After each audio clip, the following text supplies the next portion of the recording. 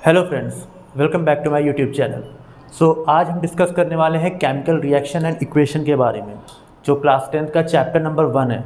आप सभी लोग क्लास 10th में प्रमोट हो चुके होंगे, तो यही हमारा केमिस्ट्री का पहला चैप्टर है, chapter number 1 chemical reaction and equation. तो केमिकल रिएक्शन और इक्वेशन को पढ़ने से पहले हमें इस बात को जानना होगा कि केमिकल रिएक्शन क्या होते हैं। हमें जानना होगा कि केमिकल रिएक्शंस क्या होते हैं। केमिकल रिएक्शंस क्या होते हैं? देखिए, क्लास 9th में आपने देखा होगा कि केमिकल रिएक्शंस क्या होते हैं, इरिवर्सिबल होते हैं ना। जैसे केमिकल चेंजेस क्या होते हैं, chemical changes are irreversible. Chemical reactions में क्या होता है, एक न्यू प्रोडक्ट फॉर्म होता है। केमिकल रिएक्शंस में हमेशा एक नया प्रोडक्ट फॉर्म होता है। आप एग्जांपल देख लो केमिकल रिएक्शन का। पहले तो आप ये समझ लो कि न्यू प्रोडक्ट फॉर्म होता है। केमिकल रिएक्शन में हमेशा न्यू प्रोडक्ट फॉर्म होगा। ओके, ये तो हो गया केमिकल रिएक्शन। दूसरी चीज़ कि केमिकल रिएक्शन में जो हमारा नया प्रोडक्ट होता है वो रिएक्टेंट से बिल्कुल अलग होता है। रिएक्टेंट जो हमारा होता है उससे जो प्रोडक्ट है हमारा वो बिल्कुल अलग होगा। एग्जाम्पल देख लेते हैं। सपोज करिए यहाँ पे हमारा Na है, सोडियम, और यहाँ पे हमारा क्लोरीन है ना। अगर इन दोनों को हम रिएक्ट कराते हैं ना तो हमें मिलता है सोडियम क्लोराइड। क्या मिलता है हमें? Sodium chloride. अच्छा, एक चीज़ देखने वाली चीज़ है कि सोडियम होता है और जो क्लोरीन होता है ना, सोडियम को हम कंज्यूम नहीं कर सकते हैं, सेम लाइक हम क्लोरीन को भी कंज्यूम नहीं कर सकते हैं, क्योंकि दोनों के दोनों ही पॉइजनस होते हैं। लेकिन जब ये दोनों का जो रिएक्शन के बाद जो प्रोडक्ट बनता है ना, वो होता है सॉल्ट। उसके बिना तो कोई खाना अच्छा नहीं लगता है, उसके बिना तो सारे खाने हमें फीके लगते हैं, है ना। तो केमिकल रिएक्शन में न्यू प्रोडक्ट फॉर्म होता है। केमिकल रिएक्शन की वजह से टेस्ट एंड ओडर दोनों ही चेंज हो जाते हैं। केमिकल रिएक्शन के बाद टेस्ट एंड ओडर दोनों चेंज हो जाते हैं। अब एग्जांपल ले लेते हैं, टेस्ट और ओडर कैसे चेंज हो जाएगा। आपने कच्चे आम को देखा होगा। जो कच्चा आम होता है ना वो खट्टे टेस्ट का होता है, लेकिन जब वो आम वो जब जो पक जाता है, जब वो रेडी हो जाता है तो वो मीठा टेस्ट हो जाता है। तो जो कच्चे आम को जो आप पका रहे हो ना, तो ये भी एक केमिकल रिएक्शन ही है, ठीक है ना। अब देखते हैं कि केमिकल रिएक्शन के बाद एग्जाम्पल ले लेते हैं कि न्यू प्रोडक्ट फॉर्म होता है तो क्या होता है। देखिए, आप देखते होंगे मिल्क होगा। मिल्क में अगर आपने शुगर ऐड कर दिया और आपने अगर टी ऐड कर दी, टी लीफ, चाय की पत्ती अगर आपने ऐड कर दी, तो जो आपको टी मिलता है ना, उसका जो टेस्ट होता है वो बिल्कुल डिफरेंट होता है, क्योंकि मिल्क के टेस्ट से भी बिल्कुल अलग होता है। वो शुगर के टेस्ट का भी नहीं होता है। जो चाय बनती है, तो आप चाय कैसे बनाते हो? चाय की पत्ती डालते हो, आप उसमें दूध डालते हो, पानी डालते हो, आप उसमें चीनी डालते हो, है ना। उसके बाद जो चाय बनती है तो क्या उसका टेस्ट बिल्कुल दूध की तरह होता है? ऐसा नहीं है ना, उसका टेस्ट बिल्कुल अलग होता है। तो केमिकल रिएक्शन में हमेशा न्यू प्रोडक्ट फॉर्म होता है, ठीक है ना। इस बात को जानना ज़रूरी है कि केमिकल रिएक्शन में न्यू प्रोडक्ट फॉर्म होगा। अच्छा, इन चैप्टर्स में हमें पढ़ना क्या है? टाइप्स ऑफ केमिकल रिएक्शंस पढ़ने की, कितने टाइप्स के केमिकल रिएक्शंस हमारे होते हैं, टाइप्स ऑफ केमिकल रिएक्शंस भी पढ़ने हैं। तो सबसे पहले ये केमिकल रिएक्शन आप समझ गए कि क्या होता है केमिकल रिएक्शन। केमिकल रिएक्शन के बाद हमें देखना होता है केमिकल इक्वेशन। देखिए, केमिकल इक्वेशन में जो पहला आता है ना, वो होता है कॉम्बिनेशन रिएक्शन। क्या होता है? Combination reaction. कॉम्बिनेशन रिएक्शन को अगर हम पढ़ेंगे तो हम देखेंगे कि कॉम्बिनेशन रिएक्शन क्या होते हैं। इस तरह के रिएक्शन होते हैं जहाँ पे दो जो रिएक्टेंट हैं वो कंबाइन होते हैं और एक सिंगल प्रोडक्ट बनाते हैं। जो दो रिएक्टेंट कंबाइन होकर एक सिंगल प्रोडक्ट बनाते हैं उन्हें हम कहते हैं कॉम्बिनेशन रिएक्शन। जैसे कि मान लीजिए ए है, ए और बी कंबाइन होकर क्या बनाएगा? ए बी, है ना। तो ये हमारा हो जाता है कॉम्बिनेशन रिएक्शन। एग्जाम्पल देख लेते हैं कॉम्बिनेशन रिएक्शन का। आप कैल्शियम ऑक्साइड ले लीजिए, है ना, और कार्बन डाइऑक्साइड को अगर हम रिएक्ट कराते हैं तो हमें क्या मिलता है? कैल्शियम ऑक्साइड और कार्बन डाइऑक्साइड को रिएक्ट कराते हैं अगर हम, तो हमें मिलता है CaCO3, कैल्शियम कार्बोनेट, है ना। उसी तरह से अगर हम कैल्शियम ऑक्साइड के साथ कैल्शियम ऑक्साइड के साथ वाटर का रिएक्शन कराते हैं तो हमें मिलता है क्या? CaOH का होल ट्वाइस। कहने का मतलब है कि कॉम्बिनेशन रिएक्शन में दो अलग अलग रिएक्टेंट कंबाइन होते हैं और एक सिंगल प्रोडक्ट बनाते हैं, ठीक है। एकदम सिंगल प्रोडक्ट बनाएंगे तो उसे हम कहते हैं कॉम्बिनेशन रिएक्शन। कॉम्बिनेशन रिएक्शन के बाद जो हमारा दूसरा टॉपिक है वो है single displacement reaction. Combination reaction के बाद हमारा जो नेक्स्ट टॉपिक है वो है single displacement reaction. Single displacement, आप देख लेते हैं सिंगल डिस्प्लेसमेंट क्या होता है। देखो, इसमें क्या होता है ना, सिंगल डिस्प्लेसमेंट में कि दो रिएक्टेंट होते हैं आपके, तो एक जो कंपाउंड का एलिमेंट दूसरे एलिमेंट की तरफ शिफ्ट हो जाता है जो हाईली रिएक्टिव होता है। एग्जांपल ले लो, सपोज करो ये AB है, और यहाँ पे C है ना। अभी हम मान लेते हैं जो C है ना वो A से ज़्यादा रिएक्टिव है, जो C है वो A से क्या हो रहा है, ज़्यादा रिएक्टिव है। तो ये जो A है ना वो शिफ्ट हो जाएगा C की तरफ, है ना, A जो है वो C की तरफ शिफ्ट हो जाएगा और B अकेला हो जाएगा, ठीक है। तो सिंगल डिस्प्लेसमेंट में क्या होता है कि एक का एलिमेंट जो है कंपाउंड का वो शिफ्ट हो जाता है दूसरे की तरफ। देखिए डिफिनेशन तो आपको बुक में भी मिल जाएगी, है ना, आप बस कॉन्सेप्ट समझो। अभी मैं डिफिनेशन लिखवाते चलूँ तो बहुत टाइम लग जाएगा, आप सिर्फ कॉन्सेप्ट समझो। कॉन्सेप्ट क्या है सिंगल डिस्प्लेसमेंट का, कि एक एलिमेंट शिफ्ट हो जाएगा उसकी तरफ जो हाईली रिएक्टिव होगा। अभी मैं बता देता हूँ हाईली रिएक्टिव हम पहचानते कैसे हैं। एग्जाम्पल लेते हैं हम लिखते हैं यहाँ पे हम लिखते हैं यहाँ पे CuSO4 कैल्शियम सल्फेट और हम यहाँ लिखते हैं Fe, ठीक है।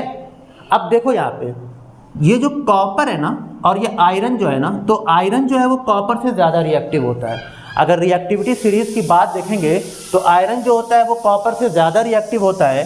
तो जो SO4 है ना वो आयरन के साथ रिएक्ट कर जाएगा और FeSO4 बनाएगा और कॉपर अलोन हो जाएगा, ठीक है ना। यानी कि जब कॉपर सल्फेट का रिएक्शन आयरन के साथ होगा तो FeSO4 बनेगा और कॉपर अकेला हो जाएगा। आप देख रहे हो ना, ये देखो सिंगल डिस्प्लेसमेंट हो रहा है ना, सिर्फ इसके साथ हो रहा है, तो इसे हम कहते हैं सिंगल डिस्प्लेसमेंट। एक चीज़ और जानने वाली है कि सिंगल डिस्प्लेसमेंट में कब डिस्प्लेसमेंट होगा और कब नहीं होगा, ये भी जानना ज़रूरी है ना, कि कब डिस्प्लेसमेंट होने वाला है। तो सिंपल है, कब डिस्प्लेसमेंट होगा, जब एक मान लो ये पूरा का पूरा कंपाउंड है ना, ये पूरा कंपाउंड इसका और इसका जब रिएक्शन हो रहा है तो आयरन जो है ना वो कॉपर से ज़्यादा रिएक्टिव है, तो SO4 जो है वो आयरन की तरफ चला जाएगा। अब बात आती है कि कौन कितना रिएक्टिव है, ये कैसे जानेंगे, तो ये जानते हैं हम रिएक्टिविटी सीरीज से। चैप्टर नंबर 3 में जब हम मेटल और नॉन मेटल पढ़ेंगे ना तो वहाँ पे एक टॉपिक आता है रिएक्टिविटी सीरीज। मैं ऐसे लिख दे रहा हूँ Na calcium, magnesium, aluminium, zinc, ठीक है, iron, lead, copper, mercury, silver and gold. इसको याद करने का तरीका होता है कि K फॉर कटरीना, ने, कार, मागी, अल्टो, जेन, फेरारी, फिर क्यों है, मिली, सिल्वर, ऑडी। यहाँ पे हाइड्रोजन भी होता है, पर कहीं कहीं रिएक्टिविटी सीरीज में हाइड्रोजन लिखते हैं, कहीं कहीं पे हम नहीं लिखते हैं, ठीक है ना। तो अब यहाँ पे देखो आप, ये जो Fe है, Fe क्या ये Cu से ऊपर नहीं आ रहा है, तो ये डिक्रीजिंग ऑर्डर में लिखा जाता है बेटा। ये जो होता है ना आपका, ये डिक्रीजिंग ऑर्डर में होता है। कौन से ऑर्डर में होता है, डिक्रीजिंग, मतलब जो जितना ऊपर रहेगा वो उतना हाईली रिएक्टिव होगा, जो जितना नीचे चला जाएगा वो उतना कम रिएक्टिव होगा, ठीक है। तो अब आप ये समझ गए ना कि CuSO4 का जो SO4 है वो Fe की तरफ को क्यों शिफ्ट हुआ है, क्योंकि Fe जो है वो ज़्यादा रिएक्टिव होता है कॉपर सल्फेट के अकॉर्डिंग, ठीक है ना। अब देखते हैं, ये तो हो गया सिंगल डिस्प्लेसमेंट। अब आ जाते हैं डबल डिस्प्लेसमेंट में। डबल डिस्प्लेसमेंट का भी हम एग्जांपल देख लेते हैं। डबल डिस्प्लेसमेंट में क्या होगा, डबल डिस्प्लेसमेंट, तो डबल डिस्प्लेसमेंट में हमारा, डबल डिस्प्लेसमेंट में क्या होता है ना कि दोनों के दोनों एलिमेंट, दोनों कंपाउंड के एलिमेंट एक दूसरे की तरफ शिफ्ट हो जाते हैं। दो कंपाउंड के एलिमेंट एक दूसरे की तरफ म्यूचुअली शिफ्ट हो जाते हैं। वो एक मीम मुझे याद आ रहा है, वो अक्षय कुमार वाला मीम नहीं था, ऐसे स्वैप करने वाला। तो आप समझो कि ये एक दूसरे की तरफ शिफ्ट हो जाते हैं। एग्जाम्पल देख लेते हैं, ये हमारा Na2SO4 सोडियम सल्फेट, और यहाँ पे हम ले लेते हैं बैरियम क्लोराइड BaCl2। तो ये क्या होगा ना, NaCl हो जाएगा, ठीक है, प्लस BaSO4। अभी आप देखोगे कि ये क्लोरीन जो है वो सोडियम के साथ चला गया है, देखो, और ये SO4 जो है वो बैरियम के साथ चला गया है। अच्छा, क्यों ऐसा हो रहा है, क्यों NaCl के साथ रिएक्ट कर रहा है? देखो, Na का तो होता है +1 वैलेंसी होती है, Na की वैलेंसी +1 होती है, Ba बैरियम की वैलेंसी +2 होती है, SO4 की -2 होती है और क्लोरीन की -1। तो +1 वाला -1 की तरफ ही तो शिफ्ट होगा ऑक्टेट पूरा करने के लिए। तो इसीलिए Na जो है वो Cl के साथ हो जा रहा है और Ba जो है वो SO4 के साथ हो जा रहा है। ये हमारा होता है डबल डिस्प्लेसमेंट। ये हमारा क्या है, डबल डिस्प्लेसमेंट। अब डबल डिस्प्लेसमेंट के बाद जो हमारा नेक्स्ट टॉपिक है वो है, तो अब हम देख लेते हैं ऑक्सीडेशन रिएक्शन क्या होता है। अच्छा, नाम से ही लग रहा है ऑक्सीडेशन रिएक्शन में क्या होता है कि oxygen is added, oxygen is added. Oxidation reaction में क्या होता है कि oxygen is added, hydrogen is removed, hydrogen is removed, oxygen is added, hydrogen is removed. यानी ऑक्सीडेशन रिएक्शन में क्या होगा, in such type of reaction जो भी कम एलिमेंट जब रिएक्ट करता है ना तो वो ऑक्सीडाइज हो जाता है, मतलब मेटल जो है रिएक्ट करता है तो वो ऑक्सीडाइज हो जाता है, मेटल ऑक्साइड बनाता है और कुछ ना कुछ रिड्यूस भी हो जाता है ना।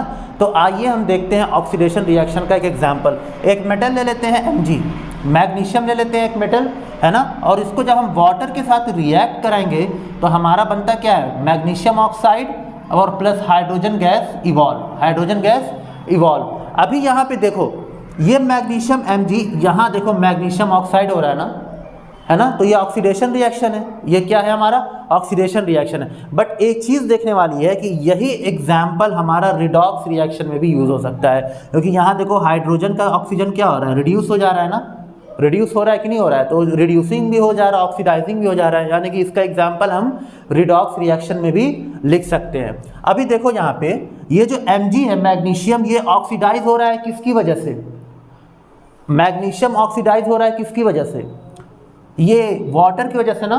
तो H2O हमारा क्या हो जाएगा, ऑक्सीडाइजिंग एजेंट, क्या हो जाएगा, ऑक्सीडाइजिंग एजेंट। ऑक्सीडाइजिंग एजेंट कौन होते हैं, ये वो एजेंट होते हैं ना जो ऑक्सीडेशन में हेल्प करते हैं। ऑक्सीडाइजिंग एजेंट कौन होते हैं, ऐसे एजेंट जो ऑक्सीडेशन में हेल्प करते हैं उन्हें हम बोलते हैं ऑक्सीडाइजिंग एजेंट। अच्छा यहाँ देखो, अभी ये छोड़ दो, अभी इसको देखो H2O को, यहाँ H2O जब देख रहे हो तो यहाँ पे क्या हो रहा है, ऑक्सीजन रिमूव हो जा रहा है, मतलब रिडक्शन रिएक्शन हो जा रहा है। अच्छा ऑक्सीजन रिमूव हो रहा है वो किसकी वजह से हो रहा है, इन भाई साहब की वजह से हो रहा है ना, मैग्नीशियम की वजह से। तो Mg क्या हो जाएगा आपका, Mg is reducing agent, magnesium आपका क्या हो जाएगा, रिड्यूसिंग एजेंट, क्योंकि ये रिडक्शन में क्या कर रहा है, हेल्प कर रहा है, ठीक है ना। तो ये हो गया हमारा ऑक्सीडेशन रिएक्शन। रिडक्शन रिएक्शन को भी हम ऐसे ही लिख सकते हैं कि रिडक्शन रिएक्शन में क्या होता है, ऑक्सीजन रिमूव्ड हो जाता है, ठीक है ना, ऑक्सीजन हमारा क्या होता है रिडक्शन रिएक्शन में, रिमूव हो जाता है। और मेन टॉपिक है हमारा वो है रिडॉक्स रिएक्शन। अच्छा एक चीज़ है, रिडॉक्स रिएक्शन इंपॉर्टेंट होता है, रिडॉक्स रिएक्शन अक्सर पूछ लेता है कि रिडॉक्स रिएक्शन क्या होता है, ठीक है। तो आइए देख लेते हैं रिडॉक्स रिएक्शन क्या होता है।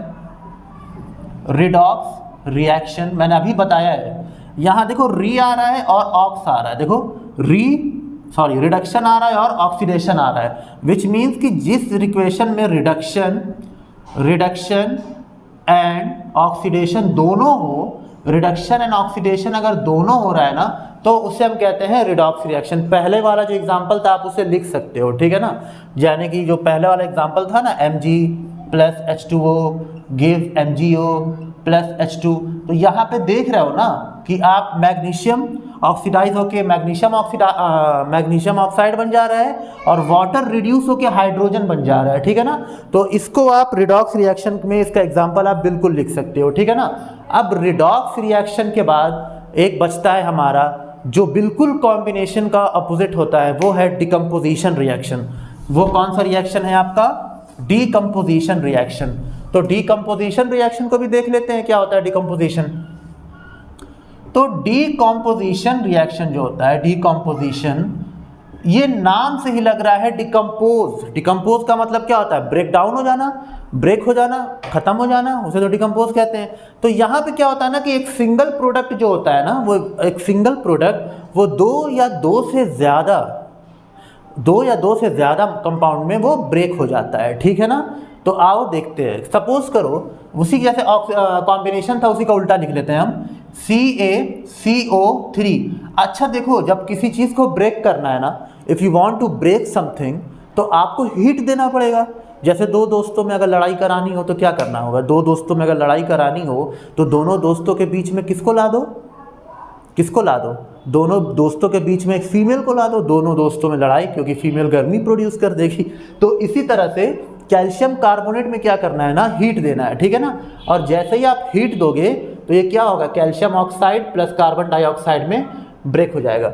अच्छा एक चीज़ देखने वाली है, कभी एक बच्चे ने मुझसे पूछा था, जो मुझे अभी याद आ रहा है, एक बच्चा मुझसे पूछ रहा था कि सर केमिकल रिएक्शन कैसे हो रहा है, तो हम वो कैसे पता करें कि ये चीज़ केमिकल रिएक्शन हो रही है, कैसे पता करेंगे।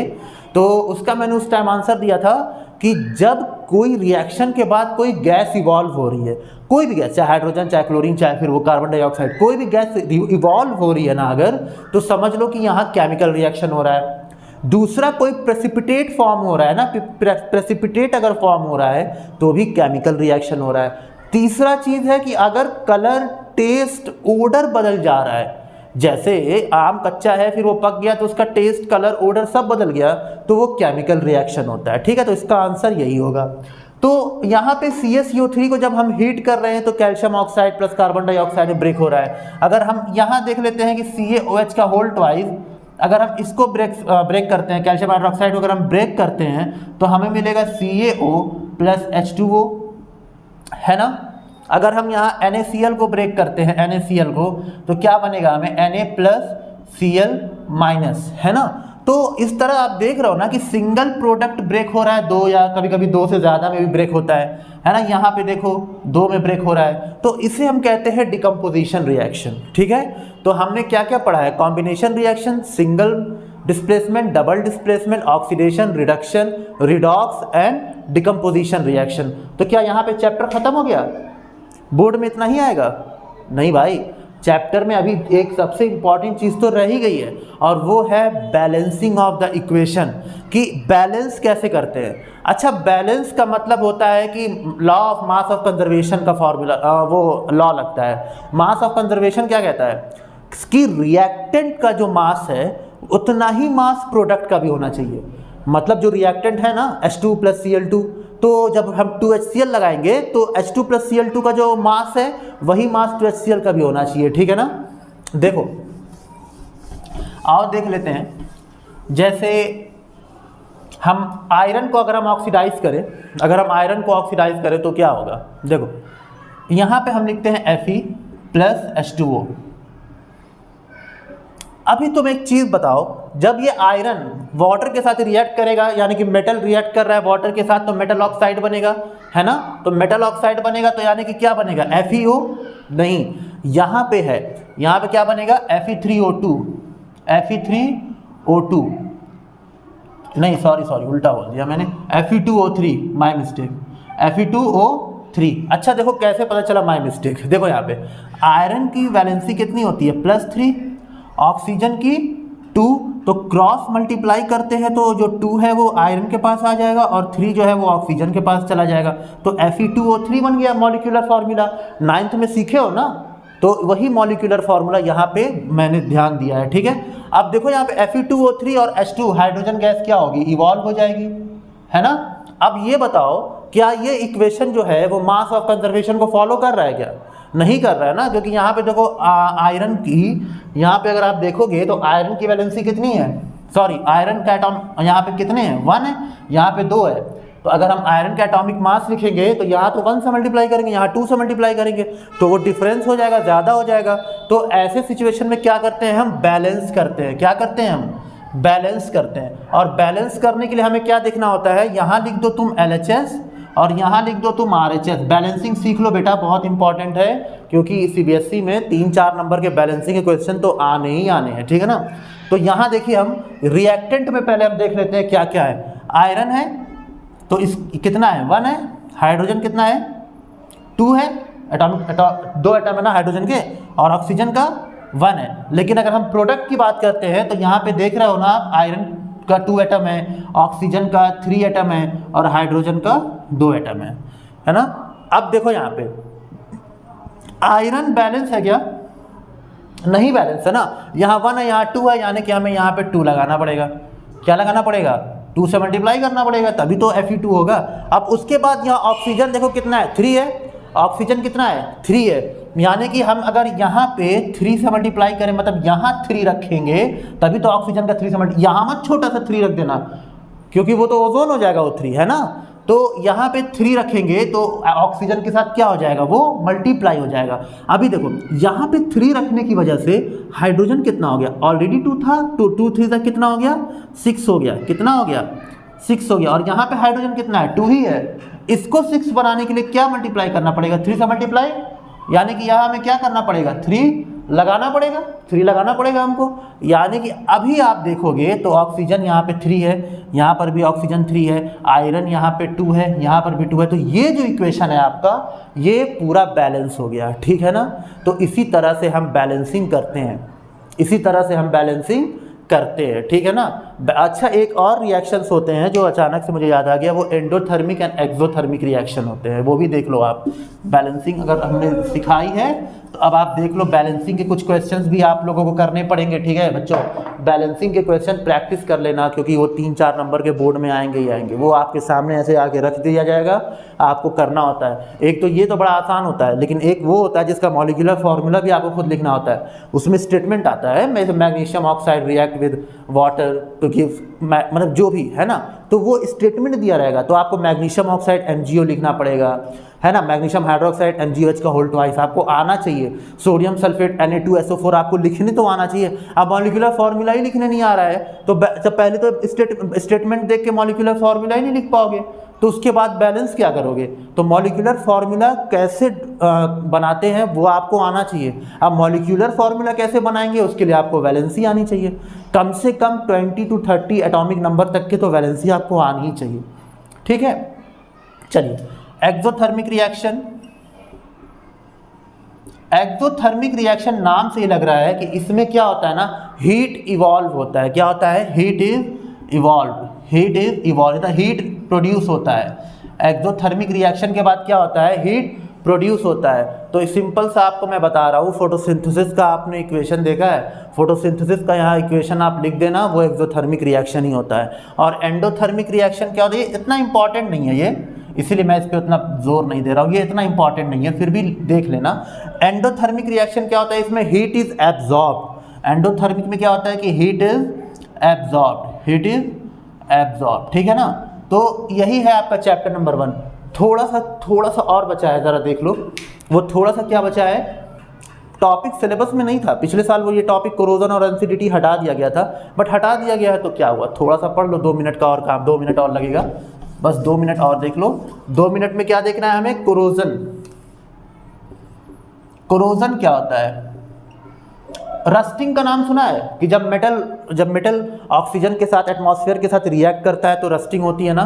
कोरोजन वही है। कोरोजन क्या है? रस्टिंग है। कोरोजन क्या है? रस्टिंग है। धीरे धीरे मेटल क्या होता है? खराब होते चला जाता है। जैसे लोहा है ना, लोहे में जब रस्टिंग लगता है धीरे धीरे लोहा क्या होता है? सड़ने लगता है। एक वक्त आता है ऐसे पड़ के लोहे को तोड़ दोगे आप, ठीक है ना। तो रस्टिंग क्या होता है? कोरोजन क्या होता है? जब मेटल जो है वो रिएक्ट कर जाता है एटमॉस्फेयर के साथ, तो मेटल ऑक्साइड एटमॉस्फेयर में क्या, ऑक्सीजन की वजह से रिएक्ट करता है तो क्या होता है? मेटल ऑक्साइड हो जाता है। और वही मेटल ऑक्साइड क्या है? Oxidize layer. मान लो ये लोहे का मेरा हाथ होता और मैं इस पर पेंट वेंट नहीं लगाऊं और मैं इसको बिल्कुल ऐसे ही छोड़ दूं, तो इस पर क्या होगा ना, इस पर ऑक्सीडाइज हो जाएगा, ऑक्सीजन के साथ रिएक्ट करके ऑक्सीडाइज हो जाएगा, जिसकी वजह से वो मेटल जो है वो सड़ने लगेगा और ख़राब हो जाएगा। आपने लेज़ खाया है कभी? लेज़ का एग्जाम्पल लेना। कभी सोचा है तुमने कि लेज़ पैकेट में हवा जो होती है वो कौन सी हवा होती है? तो लेज़ पैकेट में नाइट्रोजन गैस होती है। लेज़ पैकेट में नाइट्रोजन गैस क्यों होती है? लेज़ पैकेट में नाइट्रोजन गैस इसलिए होती है ताकि ऑक्सीजन के साथ वो रिएक्शन ना कर दे। ऑक्सीजन के साथ लेज़ चिप्स जो है वो रिएक्शन ना करे। क्यों ऑक्सीजन के साथ रिएक्शन से बचाया जा रहा है? ताकि वो लेज़ जो है वो ऑक्सीडाइज होकर खराब ना हो जाए, इसीलिए उसमें नाइट्रोजन गैस भरी जाती है लेज़ के पैकेट में, ठीक है ना। तो कोरोजन समझ गया ना आप क्या होता है? रैंसिडिटी क्या होता है? रैंसिडिटी मतलब समझते हो? जब आपके घरों में जो घी है या जो आपके घरों में जो ऑयल है, जब ये ऑक्सीडाइज हो जाता है ऑक्सीजन की वजह से, तो क्या होता है? ये सड़ जाता है। घी और ऑयल क्या होता है? इसका ओडर चेंज हो जाता है, इसका स्मेल और टेस्ट सब चेंज हो जाता है, जिसकी वजह से क्या होता है? आपका रैंसिडिटी हो जाता है और वो चीज़ फिर यूज़ करने के लायक ही नहीं बचती है ना। तो आप कोरोजन और रैंसिडिटी देखो बोर्ड में नहीं आएगा, इतना इंपॉर्टेंट नहीं है, ये सिलेबस